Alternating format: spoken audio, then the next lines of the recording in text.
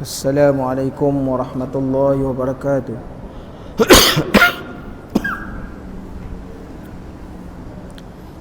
Bismillahirrahmanirrahim. Alhamdulillahi rabbil alamin. Wassalatu wassalamu ala ashrafil anbiya'i wal mursalin, ala rasulil mursalin wa ala alihi wa sahbihi ajma'in.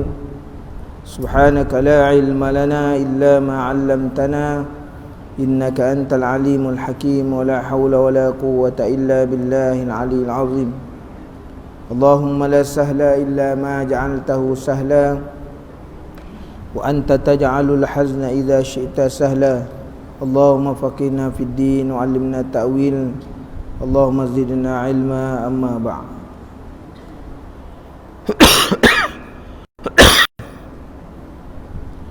Syukur kepada Allah Subhanahu wa taala kerana kita diberikan kesempatan untuk berada lagi dalam majlis ilmu, membicarakan tentang hukum ahkam daripada hukum-hukum syar'i yang bersangkutan dengan peribadatan kita kepada Allah Subhanahu wa taala. Hari ini kita nak melihat bab yang ke-21. Babu ma jaa fil madmadati wal wastinsyaqi. Pada datang menceritakan bab berkumur-kumur dan masukkan air ke dalam hidung serta menghembuskannya. Sampai perkara-perkara yang kecil ini pun diajar oleh baginda Rasulullah sallallahu alaihi wasallam. Cuma hari ni kita melakukan perkara tu, adakah ianya bertepatan dengan perbuatan? Kalau kita melakukan intisyaq ataupun madmah, berkomo-komo atau masukkan air ke dalam hidung ni, adakah ianya bertepatan dengan cara yang ditunjuk oleh baginda Rasulullah sallallahu alaihi wasallam? Hadis yang ke-23, an Salamah bin Qais qala Rasulullah sallallahu alaihi wasallam, "Idza tawadda'ta fantasir wa idza istajmarta fa'utir." Hadis hasan sahih. Daripada Salamah bin Qais telah bersabda Rasulullah sallallahu alaihi wasallam, apabila mengambil air sembahyang engkau, maka hembuskan air dari hidung, dan apabila engkau memakai batu, maka rasalkan. Ketahuilah kiranya ya saudaraku, adalah berkomor-komor itu, iaitu memasukkan air ke dalam mulut serta dikocakkan air itu di dalamnya bagi menghilangkan bau busuk, dan membuang air, iaitu air liurnya yang busuk, dengan diluahkan atau dibuangkan air itu. Itu kaedah bila dikata berkomor-komor ni macam itulah. Dan memasukkan air ke hidung itu ialah dihisap sedikit air dari tapak tangan, kemudian dihembuskan balik supaya keluar bersama-samanya barang yang diluat-luati, makna yang cemar daripada apa-apa saja yang ada dalam hidung kita lah, daripada tahi hidung dan hingus-hingus. Maka syarak suruh sangat mengerjakan demikian dan dikuatkannya, kerana ini perintah daripada syarak. Bila perintah syarak menunjukkan ianya datang daripada Rasulullah sallallahu alaihi wasallam, ianya adalah tunjuk ajar daripada Rasulullah sallallahu alaihi wasallam. Sebab tu dia suruh. Nak tunjuknya apa je tuan-tuan muslimin dan muslimat yang dirahmati Allah, orang Islam ni dianjur supaya dia bersih sepanjang masa. Bukan setakat bersih pada yang nampak, hatta maknanya anggota-anggota yang di dalam pun dituntut juga bersih. Kan? Itu tak termasuk yang batinnya. Anggota-anggota yang di bawah, di dalam kita ni pun dituntut, kalau sekiranya dia boleh dibersihkan, maka ia mesti dibersihkan, kerana ia termasuk dalam tuntutan dalam agama. Jadi menunjukkan orang Islam ni kalau benar-benar dia mengikut peraturan dan mengikut apa yang diperintah oleh Allah dan Rasulnya, maka sentiasalah orang Islam ni dalam keadaan bersih panjang masa. Jadi ini tuan-tuan muslimin dan muslimat yang dirahmati Allah. Masalah berkomor-komor dan masuk air ke hidung dan hadisnya. Sesungguhnya telah dikeluarkan oleh At-Tirmizi akan hadis berkomor-komor dan masukkan air ke hidung waktu mengambil air semayang. Demikian bunyinya.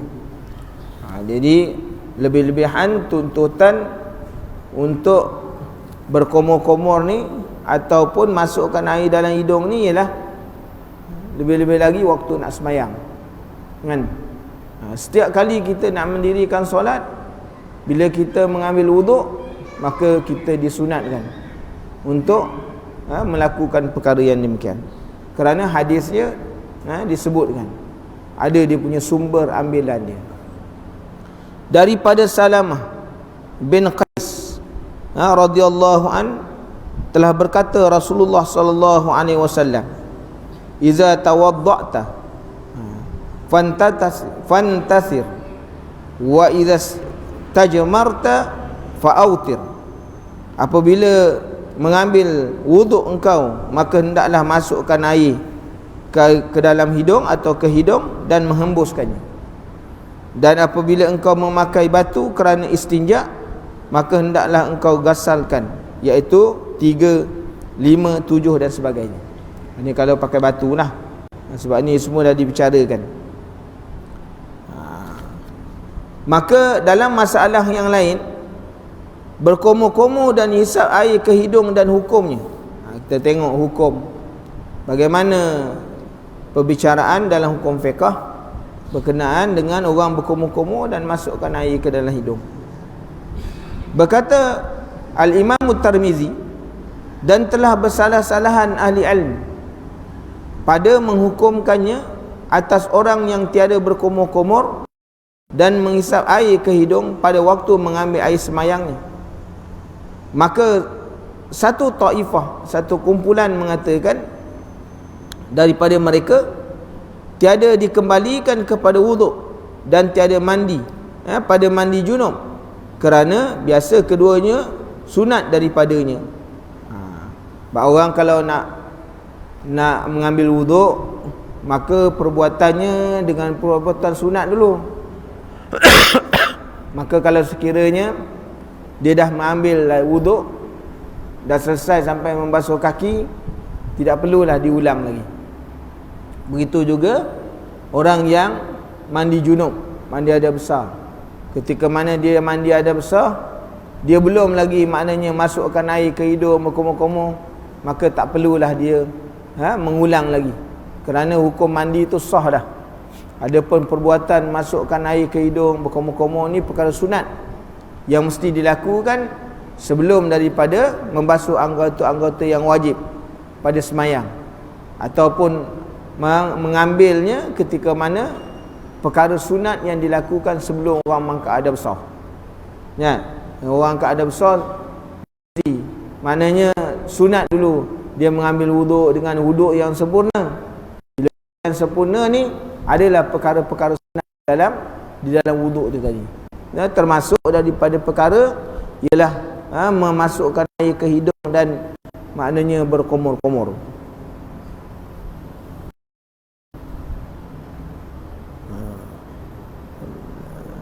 Maka tiada wajib dia mengembalikan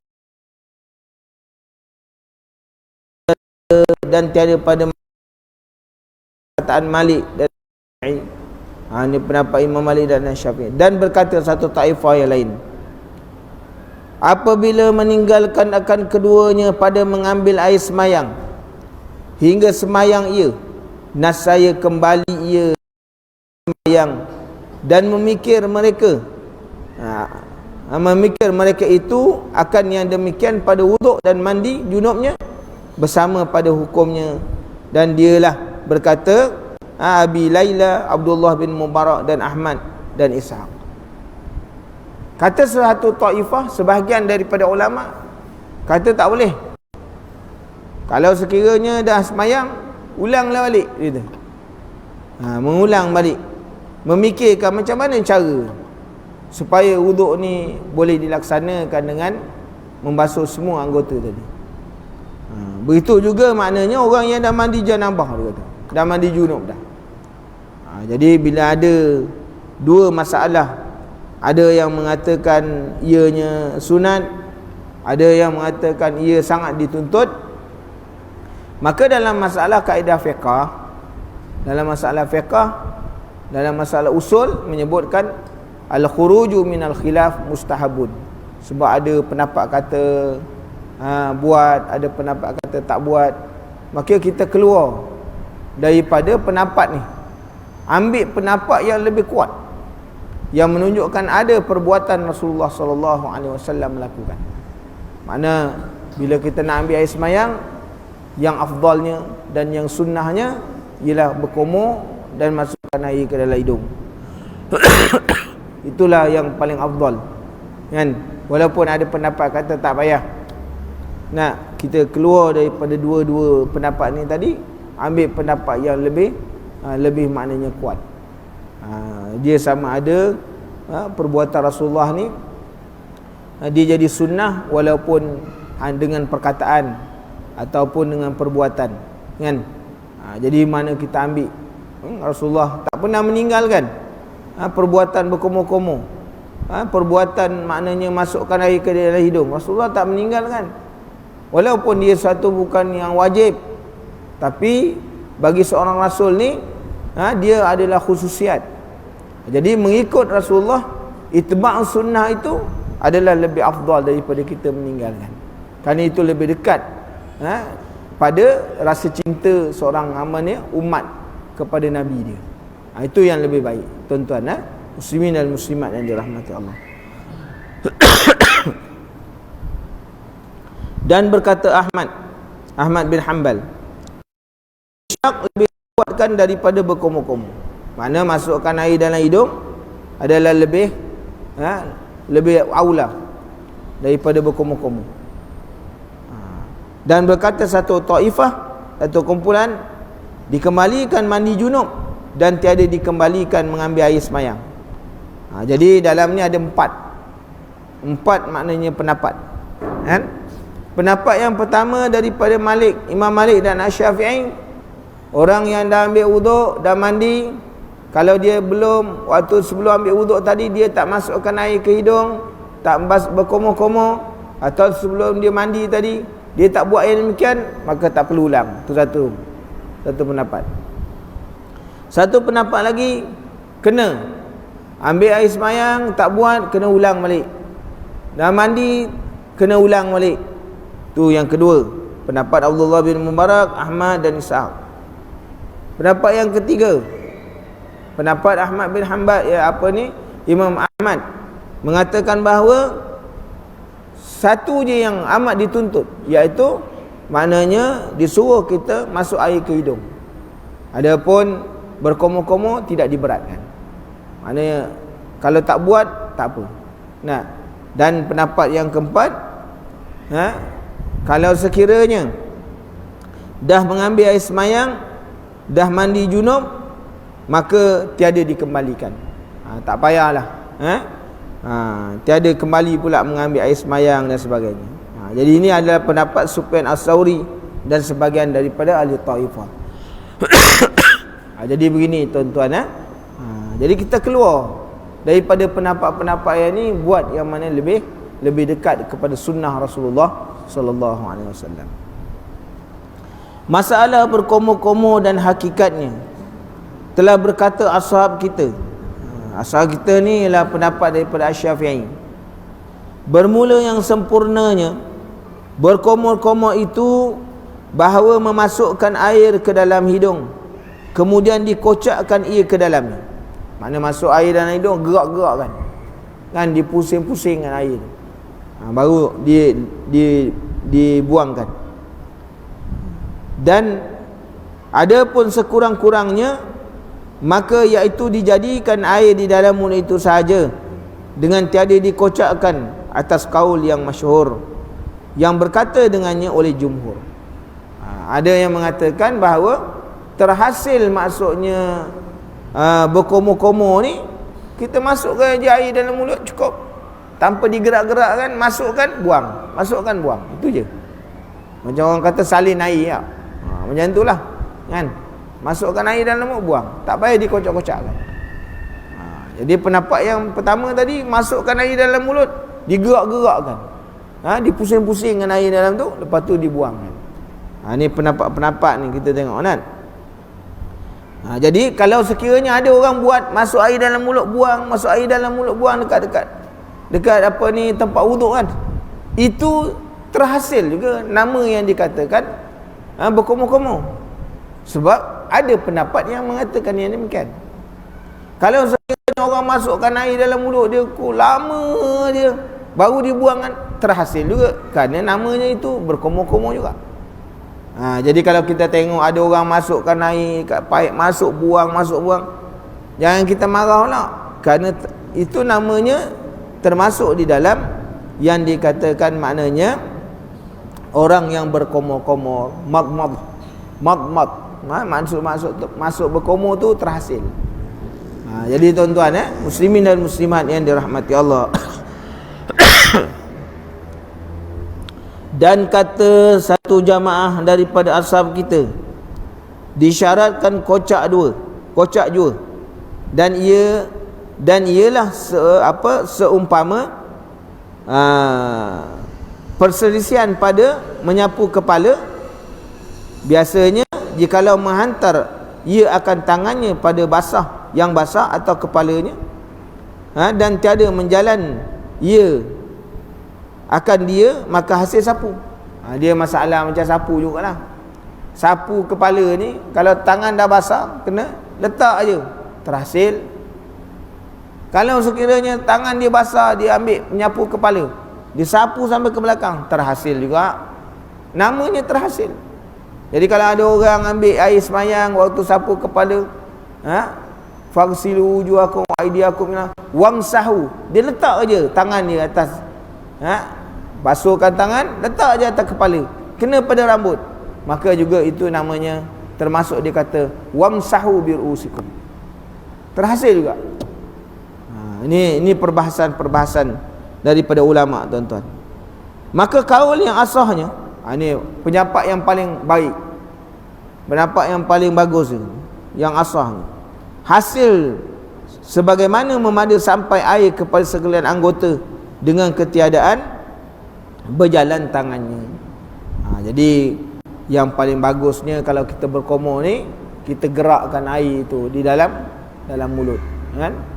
Kita main-mainkan air itu dalam mulut, lepas tu dibuangkan. Itu adalah paling afdal dan paling baik, kan? Kemudian menghisap air ke hidung, dan hakikatnya adalah menghisap air ke hidung yang terbilang pada syarak, iaitulah menyampaikan air ke dalam hidung dan menghisap akan dia dengan nafas, dan menghisap ia dengan nafas ke penghabisannya, maknanya sedut air tu, masuk ni disedut, ada sampai kita terasa naik ke tu, kan, baru dihembuskan. Sebab tu dia kotoran-kotoran tu hilang, kan? Maka yang demikian itulah dikata intisyak yang betul, bukan main letak itu ya. Dia air itu bila kita dalam tapak tangan ni, disedut sampai kita terasa ke otak tu pedih, lepas tu hembuskan, baru keluar lendir-lendir semua keluar. Yang ini cium air itu tak dinamakan intisyak, kan? Yang lebih malang lagi tak buat langsung, itu lebih malang, kan? Intisyak ni ialah kita ambil ini air, ni sedut dia sampai naik, kita rasa pedih pun, ada hembuskan balik, barulah makna kotoran-kotoran, lendir-lendir ni daripada kepala kita tu kan turun. Sebab benda tu dalaman. Ni kita punya blower ni tuan-tuan, sedut macam-macam lah. Tiap-tiap hari ni angin, udara ni bukan bersih. Nah, kita mana tahu ada abuk-abuk dalam ni. Kita nak tahu abuk kalau kita dalam rumah kita kipas angin nak. Kita tengok seminggu macam mana kipas. Mana kita duduk dalam suasana abuk. Kita punya udara tu abuk banyak. Kan? Kita duduk sedut masa tidur. Nampak? Sebab tu Islam suruh. Pagi-pagi sedut sampai ke dalam tu hembus balik. Keluar semua. Kan? Itulah sebenarnya Islam ni nak suruh jaga bersih. Islam ni cukup mengambil berat tentang masalah kebersihan. Jadi ini yang disuruh. Tetapi telah berkata ashab kita, berhasil nama berkumur-kumur dan menghisap air ke hidung atas barang mana sifat yang sampai air ke mulut dan ke hidung. Itu kata sebahagian lah. Kata sebahagian. Kan? Jadi ala kulli halnya tuan-tuan, Rasulullah ni dia kalau dia intisyak ni, dia sedut air tu. Lepas tu hembur balik. Kan? Lepas tu dia lurut dia punya apa ni? Hidung ni. Sebab ni ada atas-atas ni kan, dia punya kerak dia tak turun. Kan tak? Lepas tu dia lurut. Lepas tu masuk air, hembur lagi. Baru keluar semua. Begitulah kehendak perbuatan intisyak itu begitu. Kemudian berkomor-komor dan menghisap air ke hidung dengan melampau-lampau. Bagaimana orang yang berkomor-komor, orang yang masuk air ke hidung, jenis melampau-lampau, ekstrimnya, nak bagaimana? Boleh atau tidak? Bermula berkomor-komor dan menghisap air dengan melampau-lampau itu sunat aja. Melainkan jikalau seorang itu berpuasa. Kalau hari-hari lain tuan-tuan buat, tak ada masalah. Tapi kalau bulan berpuasa atau bulan Ramadan ataupun ketika mana tuan-tuan berpuasa, itu jangan. Kan? Kerana apa? Kerana air itu kalau kita berkomor, dia boleh melepasi sampai Maidah. Dia boleh, kita berkomor boleh tertelan. Kalau sekiranya itu sebabnya dalam berpuasa, orang berkomor-komor ni, komor pertama, waktu dia sunat 1, 2, 3 sunat. Kalau sekiranya ada air yang tertelan, maka dengan tidak sengaja, maka puasa sah. Tapi masuk yang keempat, dia berkomor kali keempat tu, masuk air tertelan, itu batal puasa. Kerana apa? Itu dah lebih daripada basuhan. Itu nak kena faham tu. Bila kita berkomor, sunat mengganjilkan 1, 3 kan? Bila lebih daripada 3, itu dah bukan sunnah lagi. Jadi orang berkomor-komor 1 kali, 2 kali, 3 kali, masuk kali keempat, tertelan air daripada komoran dia, maka batal puasa. Sebab itu bukan basuhan sunnah lagi. Sebab tu dia dalam kita berkomor masukkan air ke hidung ni, kita kena jaga-jaga pada bulan Ramadan terutamanya, ataupun ketika mana orang berpuasa, jangan melampau-lampau. Supaya jangan dengan sebab berkomor tadi ataupun masuk air ke hidung ni membatalkan puasa dia. Maka makruh yang demikian itu kerana hadis yang diriwayatkan oleh Laqi, bahawa Nabi SAW menyebutkan, wa baligh fintisyaqi illa an takuna shaiman, dan melampaukan air pada hisapan air ke hidung, melainkan bahawa ada engkau itu puasa. Jadi kalau dalam bulan puasa, janganlah buat yang demikian. Elakkan daripada melakukan perkara-perkara yang demikian. Hari-hari lain kita nak buat, tak jadi masalah, kan? Itu termasuk dalam perkara sunat aja. Bab yang ke-22, babu ma jaa fi madmadati wastinsyaqi min kaffi wahidatin. Bab berkumur-kumur dan mengisi air ke hidung daripada tapak tangan satu. Jangan guna dua, satu je. Sebab ni ada hadis ni tuan-tuan. Muslimin dan muslimat yang dirahmati Allah. An Abdullah bin Zaid bahawa qala ra'aitu an-nabiy sallallahu alaihi wasallam madmada wastanshaqa min kaffi wahidatin fa'ala thalathan. Hasanul Gharib. Daripada Abdullah bin Zaid katanya, aku melihat Nabi SAW berkumur-kumur. Ni hadis ni dia tidak melalui perantaraan. Hadis tidak melalui perantaraan. Bermakna hadis kalau dia tak melalui perantaraan, dia hadis yang kuat kerana sahabat sendiri tengok Rasulullah buat. Kalau dia kata an Abdillah kan radhiyallahu an qala Rasulullah sallallahu alaihi wasallam contohnya, itu daripada Abdullah dan Rasulullah bersabda. Dia tak tengok, dia tak dengar, tapi hadis an Abdillah bin Zaid ra'aitu, makna dia sendiri tengok Rasulullah sallallahu alaihi wasallam. Dia tak ada orang bagi khabar kat dia. Bila tak ada orang khabar kat dia, dia tengok sendiri. Mana hadis ni cukup kuat. Bahawa dia kata apa? Aku melihat sendiri Rasulullah sallallahu alaihi wasallam berkomuk-komuk ia dan menghisap air ke hidung. Akan air daripada tapak tangan satu memperbuatnya demikian 3 kali. Ambil satu, kemudian ambil lagi, hembuskan, kemudian buat lagi sampai 3 kali. Dia tengok sendiri. Bila tengok sendiri maknanya suatu yang bukan pelik lah tuan-tuan. Maka dia kata apa?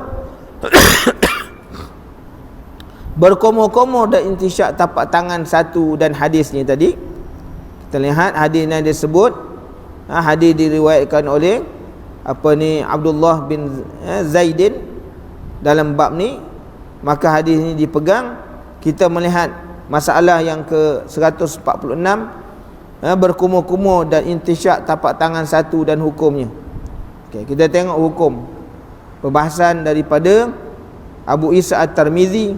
Yang pertama telah berkata setengah daripada ahli ilmu bermula berkomor-komor dan menghisap air ke hidung dengan tapak tangan satu itu memada. Mana cukup. Memada ni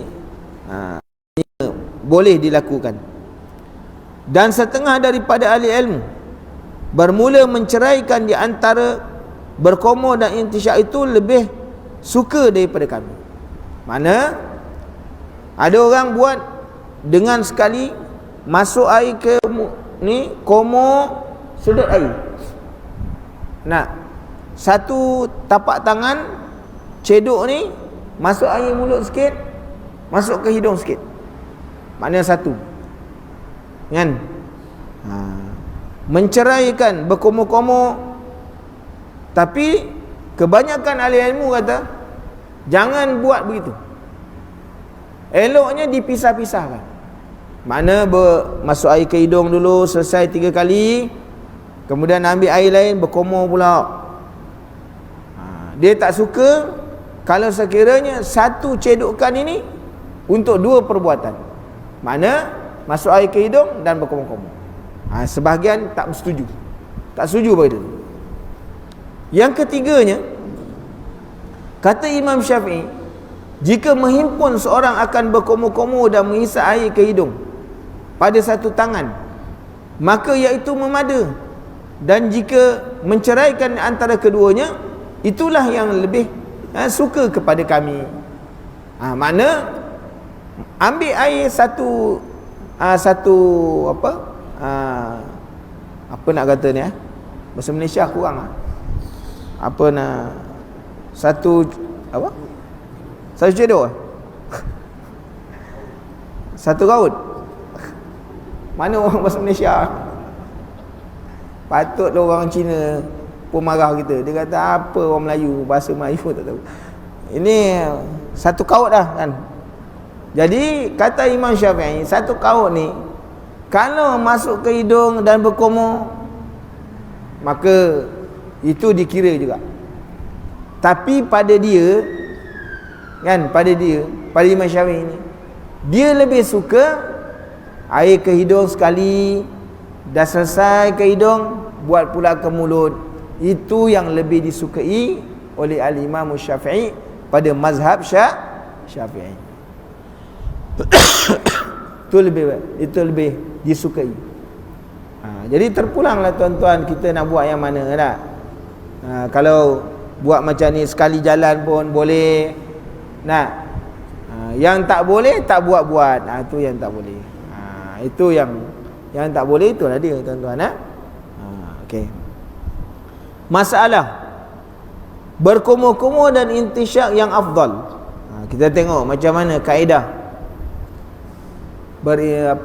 berkumur-kumur dengan masuk air ke hidung.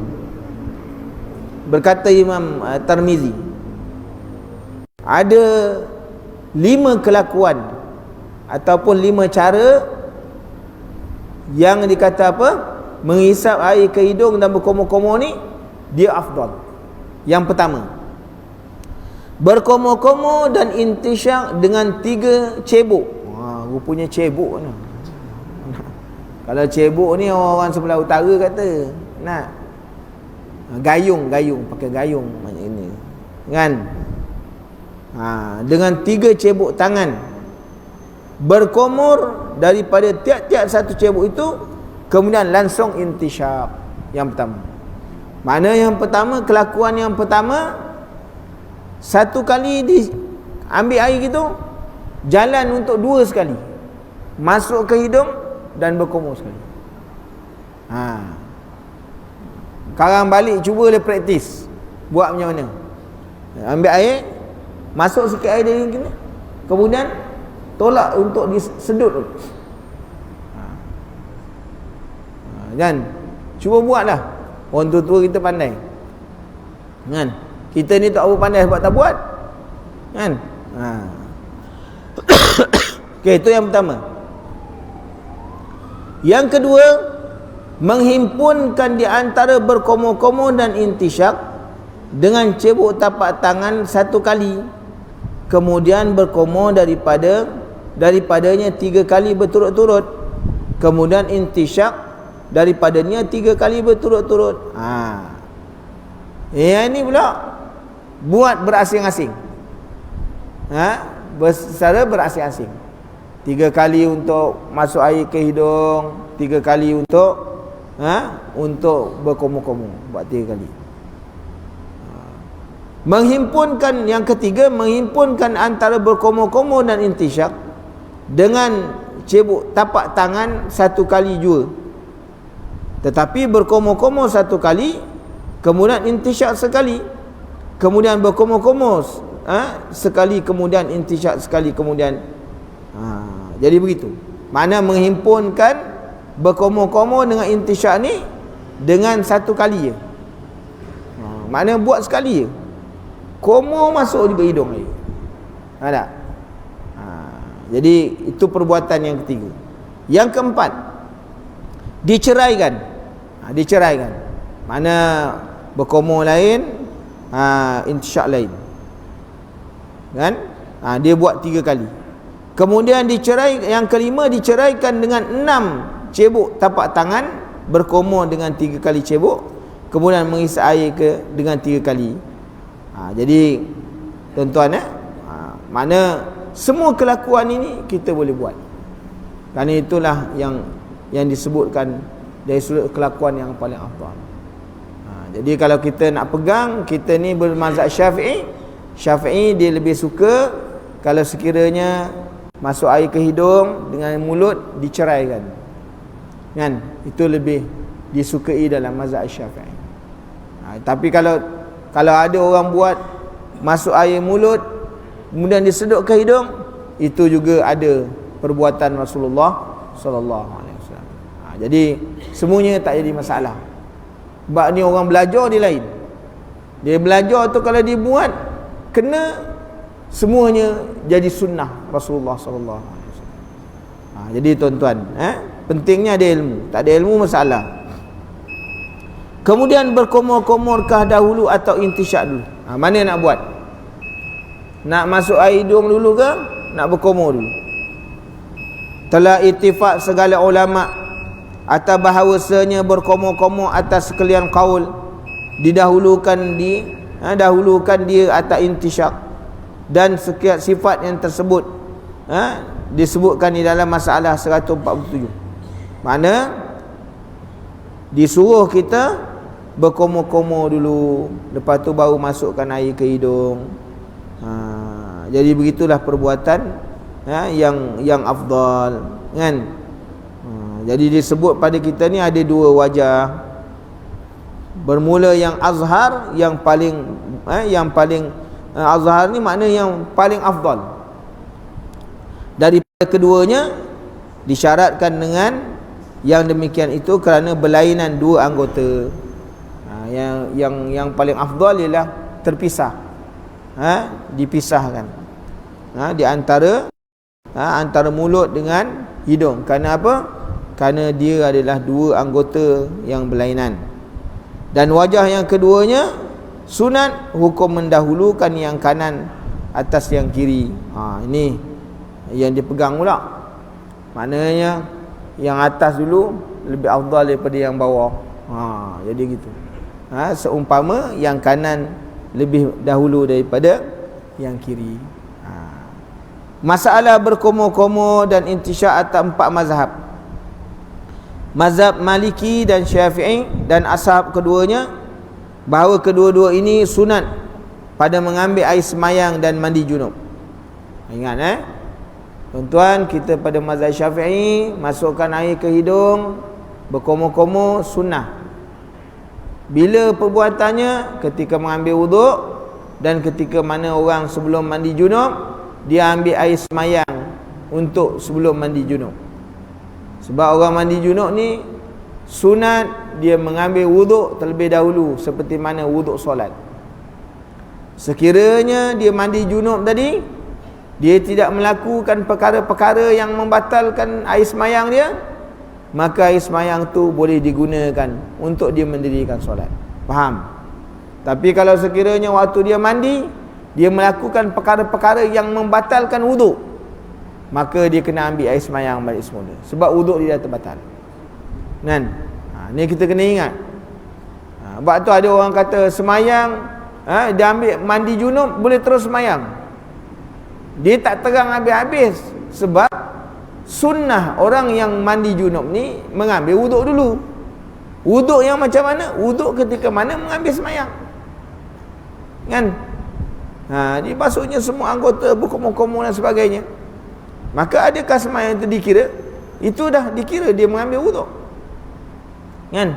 Dia dah bersihkan. Pertama orang nak mandi junub tadi membersihkan najis yang ada pada badan. Kan? Tu. Kemudian mengambil wuduk. Dan wuduk tu kerana badan dia dah bersih. Kerana mandi, air mani ni tuan-tuan, dia tidak membatalkan wuduk. Kan? Kita kena ingat air mani yang keluar tidak membatalkan wuduk, tapi wajib mandi. Kan? Wajib mandi. Jadi ini kita ingat, lain dengan qada hajat, buang air kecil, air besar. Dia membatalkan wuduk kerana itu orang berhadas. Kan? Kerana itu dia keluar dari satu dua jalan. Bagaimana air mani? Air mani keluar juga daripada jalan dia. Tapi Rasulullah kata air mani bukan najis. Kerana Rasulullah SAW semayang pakaian kain dia kena air mani. Rasulullah kata air mani bukan najis, tapi wajib mandi. Jadi tu kita kena faham. Jadi bila ambil air semayang, mana kalau kita mandi tadi tak melakukan perkara yang membatalkan wuduk kita tadi, maka kita boleh mendirikan solat. Tapi kalau waktu mandi tadi dah pegang macam-macam, kan, ambillah wuduk lain, kan. Jangan nanti semayang dia tak ambil wuduk tadi, batal tak batal, batal tak batal, sampai ke salam batal tak batal. Baiklah ambil wuduk kan. Okey. Dan telah berjalan kepadanya daripada salaf Hasan al-Basri, Az-Zuhri, Al-Hakam, Qatadah, Rabi'ah dan sebagainya. Mazhab yang kedua yang mewajibkan keduanya pada wuduk dan mandi. Ini mazhab yang wajib. Tadi sunat. Apa dia? Maliki dengan Syafi'i.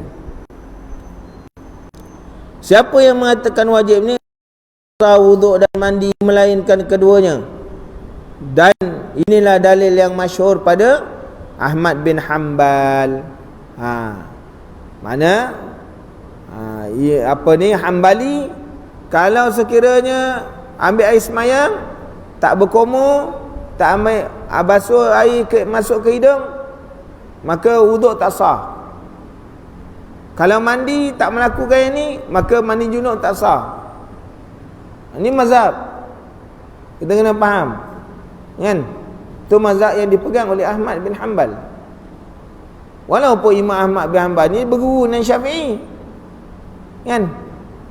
Tapi dia punya maknanya pegangan dia sendiri yang diikut oleh banyak daripada pengikut dia.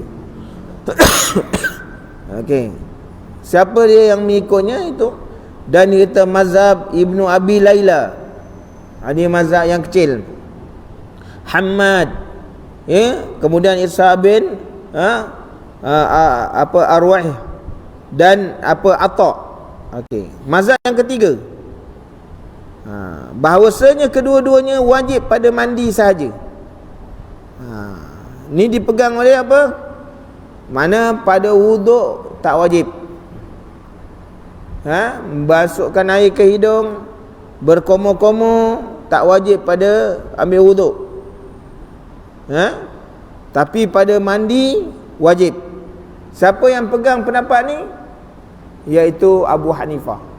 Mana siapa-siapa kalau kita ni ada orang yang bermazhab Abu Hanifah, mana Hanafi, dia pegang mazhab Hanafi, beramal dengan mazhab Hanafi, kalau dia mandi dia tak ambil, tak masukkan air ke hidung atau masukkan maknanya air ke dalam mulut, maka mandi wajib dia tak sah. Tu sebabnya tuan-tuan, kita ni nak berpegang dengan mazhab, kita kena tahu kan. Hari ni orang semayang dia bergerak-gerak jari. Siapa yang mazhab menggerakkan jari? Kan? Kita kena tahu. Banyak ada orang semayang, dia mazhab Syafi'i tapi semayang gerak jari. Kalau gerak jari pun, gerak jari tu macam mana? Ni dia main putar buat round board. Nak gini. Dalam semayang.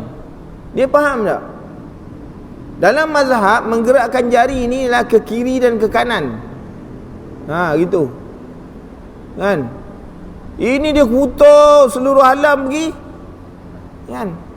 Lepas tu kena faham nak beramal dengan mazhab. Bila dia putar tangan ni, dia gerak jari ni, dia kena macam mana? Jari dia kan kena genggam ke ataupun tangan macam ni?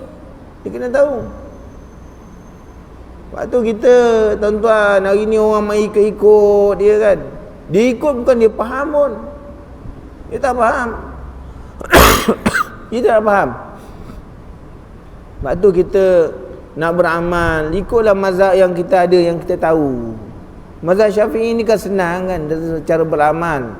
Dia mengambil di antara satu pegangan yang begitu ketat dan satu pegangan yang begitu ringan, maka dia ambil di tengah-tengah. Kan? Lepas tu kena. Kalau mazhab Hanafi, mana boleh angkat takbir? Tangan, perbuatan, mana boleh? Dia tak boleh. Kan? Dia Allahu Akbar, tangan tak angkat. Tiba-tiba dia pegang mazhab, dia angkat tangan. Macam mana? Sebab tu kita kena tahu. Hari ni orang main ikut-ikut ni nak.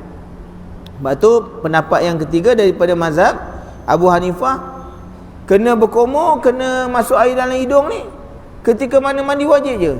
Mandi pada wuduk tidak diwajibkan. Siapa buat tak sah. Jadi tengok dia punya tu kan. Dan mazhab yang keempat bahawa intishar itu wajib pada wuduk, dan mandi dan berkomor-komor itu sunat keduanya. Bahawa dia kata intishar itu wajib pada wuduk dan mandi dan berkomor-komor itu sunat pada kedua-duanya. Inilah mazhab. Ini mazhab yang lain. Contohnya mazhab Abu Sauri, Abu Ubaid Az-Zuhri, Daud Az-Zuhri. Ini pendapat yang lain. Mana kalau pendapat Abu Daud Imam Zahiri, ni pendapat Az-Zahiri ni.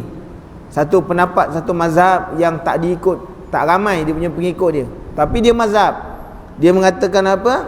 Intishaq, masuk air ke hidung pada mandi wajib, pada ambil wuduk hukum wajib. Berkomor-komor sunat dia. Tak buat tak apa pada mandi wajib atau ini pendapat Az-Zahiri. Jadi kita tahu hari ini bagaimana hukum masukkan air ke hidung dan masuk berkumur-kumur dan masuk air ke hidung. Supaya kita tahu kalau dia sunnah, macam mana sunnah ni nak buat. Nak sekali jalan ke atau dipisah-pisahkan. Jadi kita dah dengar ada ilmu, beramal kita rasa selesa. Bila kita beramal kita dapat pahala mengikut sunnah Rasulullah sallallahu alaihi wasallam. Jadi begitu tuan-tuan. Muslimin dan muslimat yang dirahmati Allah. Insya-Allah panjang umur kita bertemu lagi pada bab yang ke-23. Pada menyisir janggut pada waktu mengambil wuduk. Bagaimana orang ada janggut ambil wuduk macam mana? Kan? Yang tak ada janggut jangan susah hati. Alah ustaz saya tak ada janggut lah ustaz. Macam mana? Dah diam-diam ajalah tak ada janggut. Orang yang ada janggut ni macam mana? Dengar macam ni balik dia potong semua pula. Kan? Dia kata susah nak buat baik aku tambah habis kata. Jadi kita tengok sunnah Rasulullah sallallahu alaihi wasallam nak buat macam mana. Janggut tebal ke nipis? Kan? Dia kena tengok juga. Yang perlu disisir-sisir tu janggut yang tebal ke nipis. Istilah janggut tebal, janggut nipis ni ada dibicarakan. Yang tebal macam mana? Yang nipis macam mana? Kalau seurat itu nipis lah. Tak nampak apa kelehi. Ini yang tebal macam mana? Kalau kita tengok daripada sudut mana? Daripada arah mana yang dikatakan tebal tu? Dia kena pandang daripada arah depan. Yang dia kata janggut tebal sehingga tak nampak dia punya kulit bawah. Mana tebal dia janggut dia? Waktu tu kalau ambil semayang tak perlu dicurah air paip mana. Kan masuk dalam hidung lah. Ada pula yang mati tersedak pula. Jadi orang yang macam tu kalau ambil wuduk cukup dimasukkan air dalamnya. Cukup lah kan. Dia pun beramal juga tuan-tuan, ilmu kan. Orang simpan janggut, orang simpan janggut tapi tak tahu nak buat macam mana. Susah juga gitu kan. Jadi tuan-tuan nanti akan kita bicarakan. Kiranya panjang umur insya-Allah. Bismillahirrahmanirrahim. Alhamdulillahirabbil alamin. Wassalatu wassalamu ala asyrafil anbiya'i wal mursalin wa ala alihi wa sahbihi ajmain.